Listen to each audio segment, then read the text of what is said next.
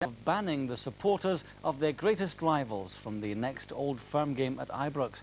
Chairman David Murray has told Celtic they won't be receiving an allocation of tickets for the game on April the 30th. He said that Celtic had refused to take any responsibility for almost £8,000 worth of damage caused to seats at Ibrox in October. The Scottish League says there's no rule preventing Rangers banning away supporters. Celtic fans are up in arms. Our sports correspondent Jim Delahunt now reports. Celtic's last visit to Ibrox was on October the 30th with new manager Lou Macari in charge for the first time. A last-minute goal by Brian O'Neill meant Celtic won the game by 2-1. The away supporters in the Govan stand were understandably delighted. Afterwards, though, Rangers ground staff surveyed the destruction left behind, later estimated at £7,800 worth. According to Rangers, the last 6 visits of Celtic have caused similar damage, totalling £20,000.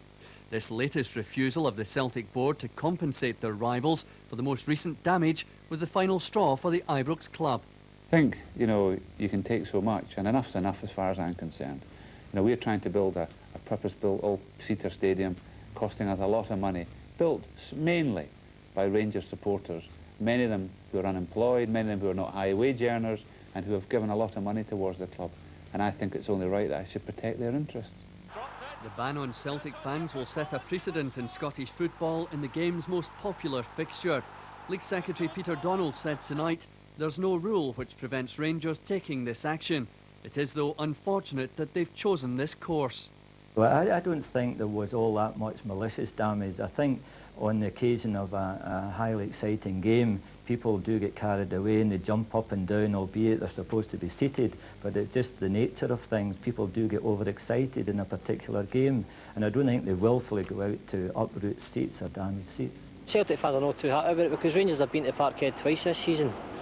And now that they've been to Parkhead, they're not giving a damn about the Celtic fans. Rangers are the ones that are supposed to be employing stewards, police. Why should Celtic cough up the money for it? I can only write so many letters. I think I was starting to look rather foolish. One or two of my colleagues were beginning to wonder if I was going soft. I've written a letter, I've asked and I've asked. They've decided to reject and reject. We'll not be paying, certainly at this instance, and until we get further dialogue, we'll certainly not be paying money.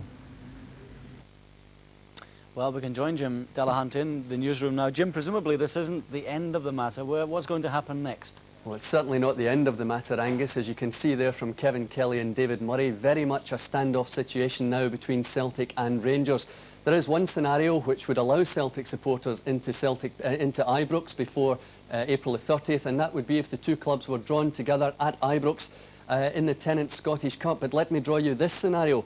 Should Celtic and Rangers be going to that league game on April the 30th, neck and neck in the league, and Celtic fans aren't allowed into the ground, I certainly wouldn't like to be the police chief trying to police that one. An interesting one. We'll hear more later, Jim. Thank you.